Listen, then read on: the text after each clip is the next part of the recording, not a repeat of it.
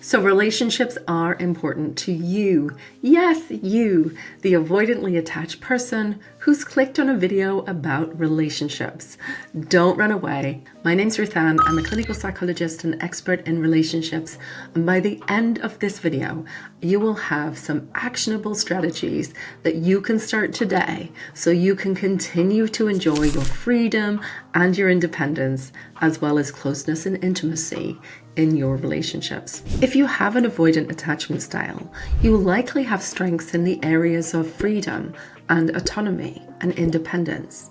You may even have a sense of adventure and be willing to strike out on your own, even if other people aren't ready to go with you. However, you may find that other people's emotions and needs are overwhelming and feel stifling, inhibiting, and even suffocating to you. And I want you to understand this with a sense of compassion.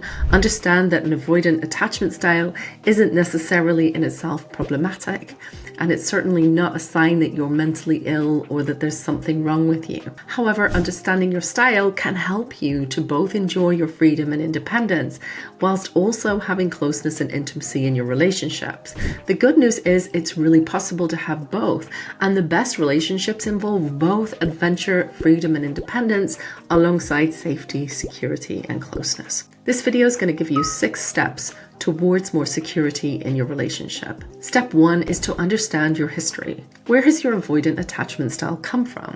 What experiences have you had in your relationship? And it can be with parents, with siblings, with your peers, with friends, with close romantic partners. What experiences have you had that lead you to conclude that there is a tension between your freedom and independence and being close and intimate with a partner or someone close to you? What experiences have you had in relationships that have felt suffocating or overwhelmed? And be aware of how those experiences may be coloring the way you interpret your partner's behavior today. Step 2 is to validate your needs. Your need for space, for independence, for autonomy. Those are all valid. And your independence, your pragmatism, and your sense of adventure are all strengths to be nurtured and celebrated. But you also, alongside that, have a need for human connection, warmth, and relationships, which leads me on to step 3. Identify the ways in which your behaviors, often driven by a desire to maintain your freedom and independence, may cause problems in your intimate relationships. Common examples might be pushing your partner away, insisting they handle things on their own, maybe even judging them or giving them the message that their needs are too much for you, or looking down on them that they come to you with needs for emotional support or closeness. And the problem with that is that it's likely your partner's going to feel rejected and abandoned by you. And if they feel rejected and abandoned by you, they're likely to become more overwhelmed, express stronger emotions, become more needy, more clingy, ask more of you, which can drive you to become even more rejecting and withdrawing. And of course, that's incredibly frustrating. Another common challenge for people with an avoidant attachment style is to go into fix-it mode. So when your partner or someone close to you comes to you with a problem, you are the person with the solutions. Now, it's true. You are a practical person, a pragmatic person, and I bet you give really good advice. But damn it, I also bet that people just don't take it. Like, what is with that? Now, the problem is that your partner probably isn't actually looking for your advice, no matter how good it is. They want to be seen. They want to be heard. They want to know that you care and that you want to emotionally support them. But you may experience their emotions as overwhelming, as suffocating, as stifling, and be motivated to tidy up the emotions and make things okay. And so you want to give them the solution to the problem, which ultimately means that they feel not understood, not validated, and not cared for. And as they feel not cared about and not understood, they're even less likely to take your advice, even if it's really good advice. Now, you may also find that you don't trust other people with your feelings, or you may even struggle to be in touch with your own feelings. So you may also be someone who doesn't share how you feel, who doesn't trust that other people are going to be interested and care about your emotional needs. You may value and take great pride in your sense of self-sufficiency. But by not sharing your emotions with your partner or even tuning into them for yourself, it ultimately means that people don't ever really feel like they know you or feel close to you or able to understand and support you. Which leads me on to step 4, which is to gradually build your ability to trust. You may want to practice tuning into your emotions, tuning into what you're feeling. And it doesn't have to be negative feelings. It can be feelings of pride, of joy and pleasure. It can also be feelings of annoyance, frustration and sadness. Begin to experiment with trusting people with how you're feeling. Share a little and just see their response and see how it feels. Allow yourself the opportunity to be seen and heard, and other people the chance to be supportive of you. You may want to just experiment and see how it feels and build up your confidence that other people can be sources of support for you.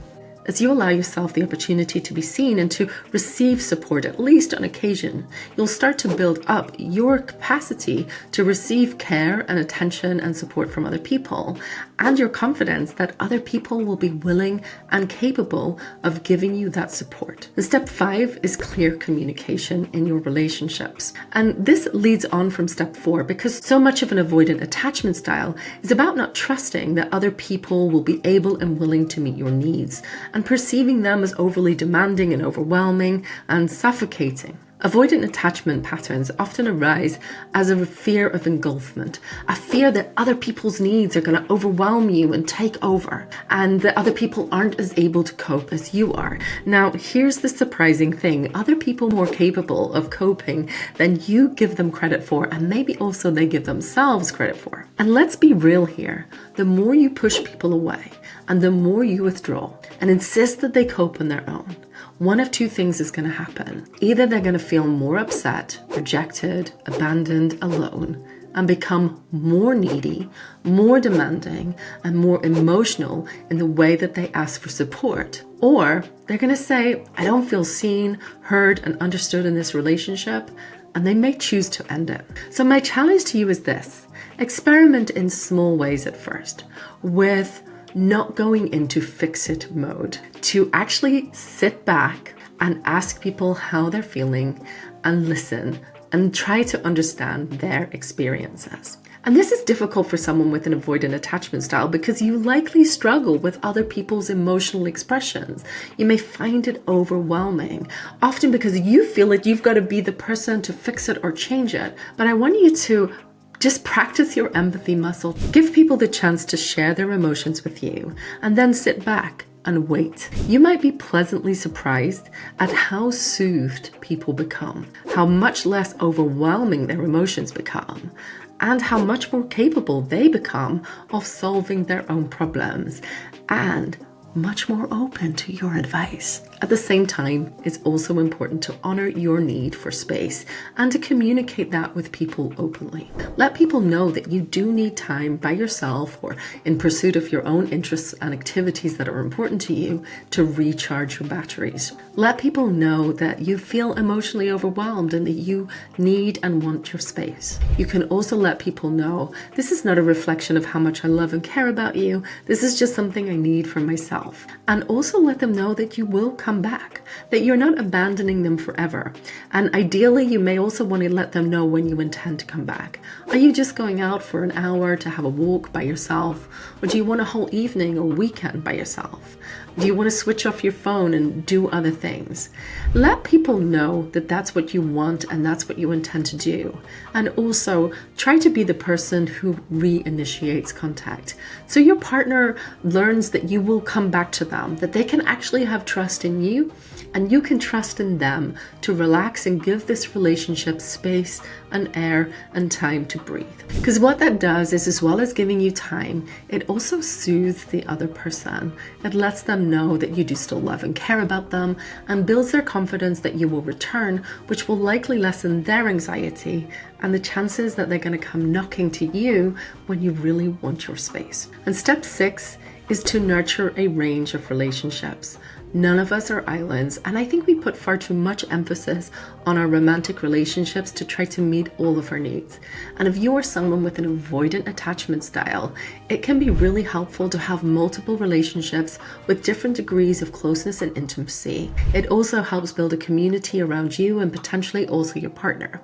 And this is good for you, but it's also good for your partner, because if your partner tends towards a more anxious attachment style, it can really benefit them to have the support of a whole community of people so they become slightly less reliant on you. So let me know in the comments, which of these strategies do you intend to put in place in your relationship to help you move from more avoidant to more secure and close relationships? And if you're not sure about your attachment style, you might want to check out my other video, which I will link to at the end, which will help you identify what your attachment style is. If you enjoyed this video, hit the like button, hit the subscribe button if you want to hear more from me. I look forward to seeing you next time. And in the meantime, take good care.